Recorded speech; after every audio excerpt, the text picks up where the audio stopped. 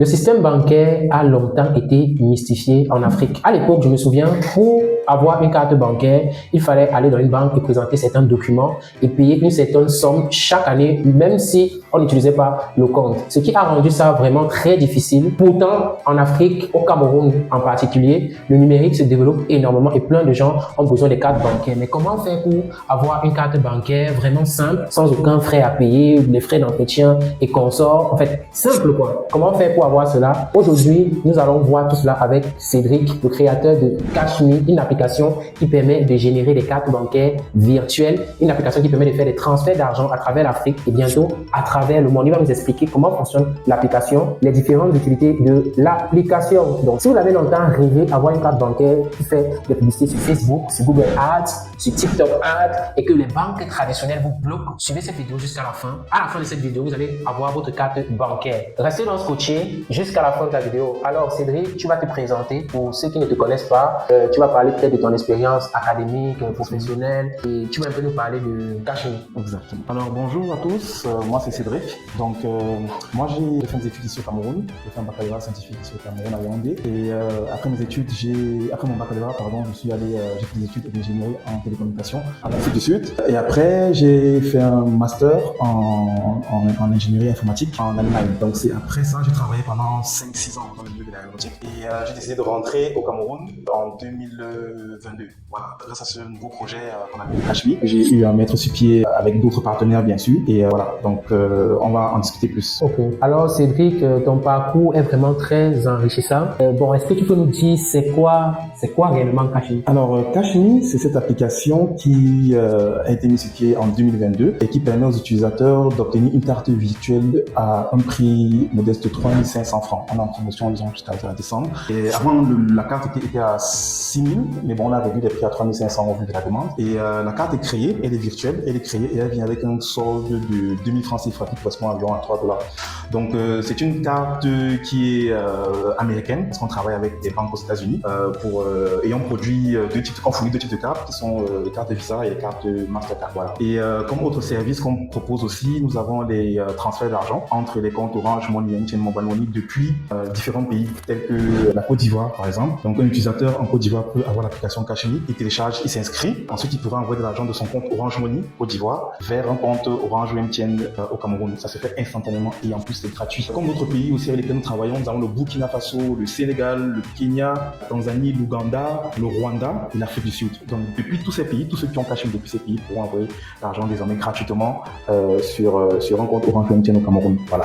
Donc en gros c'est vraiment les services que Cash.me propose, en plus la carte virtuelle. Ok, c'est vraiment magnifique Cash.me. Bon, maintenant je veux savoir, j'imagine que plusieurs personnes qui nous suivent aimeraient également connaître ça. Est-ce que Cash.me c'est plus une application uniquement pour générer des cartes virtuelles? Et en quoi tes cartes virtuelles sont meilleures par rapport aux autres sur le marché? Parce que nous sommes au Cameroun, tu n'es pas le seul. Il y a plein de cartes que j'ai utilisées dans le passé. Certaines j'ai été satisfait, d'autres. En quoi est-ce que ta carte est meilleure par rapport aux autres qui sont sur le marché? Alors on ne va pas citer les concurrents, mais les avantages par exemple de Cash.me c'est quoi? C'est que par exemple la recharge chez nous elle est instantanée, elle marche à tout moment. Parce que chez certains concurrents justement il y a des heures pour recharger et tout. Chez Cash.me ça passe à tout moment. Donc c'est 24 heures sur 24, 7 sur 7 vous pouvez faire la recharge. Du moment que Orange et MTN fonctionnent bien, la recharge est instantanée. Wow. Il y a aussi la possibilité de recharger jusqu'à 6 millions et demi, on va dire environ 10 000 $ sur une carte en un mois. Voilà. Donc pour les commerçants qui font des grosses transactions, c'est aussi une bonne idée. Ils peuvent justement travailler avec nos cartes. Voilà.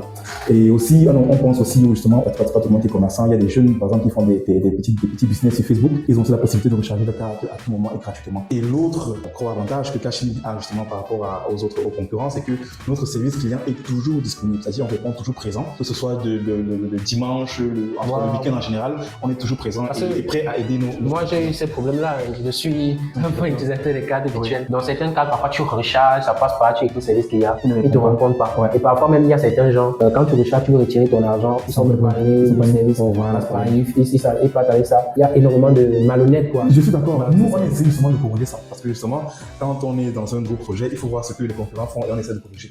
Par exemple, au niveau de les retraits, bon, pour être honnête, ça dépend, les retraits ne dépendent pas seulement de nous, hein, ça dépend aussi de nos fournisseurs, ceux qui gèrent les Visa et Mastercard. Par exemple, chez nous, Mastercard, les retraits sont instantanés. C'est-à-dire, vous pouvez venir à 2h du matin, faites votre retrait, ça va passer. On l'a juste plafonné à 50 000 par jour et un retrait par mesure de sécurité. Parce qu'on ne peut pas non plus mettre des retraits à 200, 300 000, je dis n'importe quoi, même 400 000.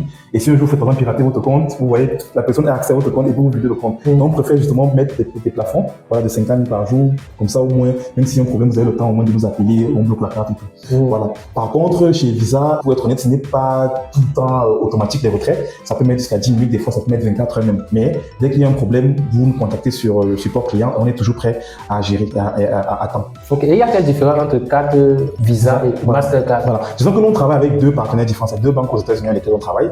Donc nos cartes Mastercard ont l'avantage d'être ce qu'on appelle des cartes 3DS. Donc on appelle les codes 3DS. 3DS c'est quoi? C'est mode de sécurité avancé sur les cartes. C'est-à-dire quand vous allez faire une transaction, par exemple acheter c'est pas un billet d'avion qui coûte 1000 $, on vous envoie un code OTP pour vérifier la transaction. Voilà. Les autres cartes traditionnelles que vous avez virtuelles n'ont pas cette facilité des 3DS. C'est-à-dire à partir d'un certain moment, vous pouvez passer la pirater. Voilà. Même pas passer la pirater, vous ne pouvez pas par exemple faire des achats de 700 $, de 800 $. Certaines cartes. Donc avec la carte, avec la 3DS, ça veut dire Secure, 3D Secure, c'est par rapport à la sécurité de la carte, vous pouvez valider des montants qui vont au-delà de 1000, 2000, 3000 $ par exemple. Notre Mastercard permet aussi de faire des achats sur des sites de crypto-monnaies, voilà, qui n'existent pas sur le marché jusqu'à présent. Voilà. Donc vous pouvez, bon, pas Binance Cameroun, mais Binance, par exemple, quelqu'un qui est en Côte d'Ivoire ou bien dans un autre pays, au Burkina Faso, peut faire ses achats avec sa carte Mastercard Cash sur les sites de crypto, par exemple, ou bien sur les sites de paris sportifs aussi. Voilà. Donc elle marche, et les sites de trading. Voilà. Donc on a tendance à plus diriger nos clients de cette carte-là. Le seul inconvénient, c'est que, bon, pas un inconvénient, mais il y a un logiciel